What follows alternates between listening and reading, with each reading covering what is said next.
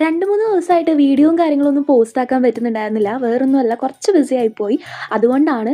അപ്പോൾ ഇന്നത്തെ നമുക്കൊരു ഡേ ഇൻ മൈ ലൈഫ് കാണും. സോ ഇതാണ് എൻ്റെ ഔട്ട്ഫിറ്റ്. സോ ഈ ടോപ്പിൻ്റെ ലിങ്ക് വേണമെങ്കിൽ ഒന്ന് കമൻറ്റ് ആക്കുക കേട്ടോ.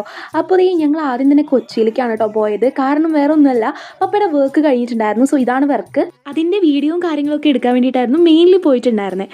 അതിനുശേഷം ഞങ്ങളൊന്ന് ജസ്റ്റ് പോത്തീസിലും കയറി ഒന്ന് കുറച്ച് ഡ്രസ്സും കാര്യങ്ങളൊക്കെ നോക്കി. അപ്പോഴേ കുറച്ച് ടയേർഡും കാര്യങ്ങളൊക്കെ ആയിട്ടുണ്ടായിരുന്നു കേട്ടോ. അത് കഴിഞ്ഞ് ഫുഡും കാര്യങ്ങളൊക്കെ കഴിച്ച് ഞങ്ങൾ വീട്ടിലേക്കാണ് പോയത്. ഏകദേശം ഒരു 3 മണിയൊക്കെ ആയിട്ടുണ്ടാവും കേട്ടോ വീട്ടിലെത്താൻ. പിറ്റേ ദിവസം തൃശ്ശൂർ പൂരം ആയതുകൊണ്ട് തന്നെ ഞങ്ങളൊന്നും ഉറങ്ങിയിട്ടൊന്നുമില്ല കേട്ടോ. അങ്ങനെ 3 മണിക്ക് വീട്ടിലെത്തി.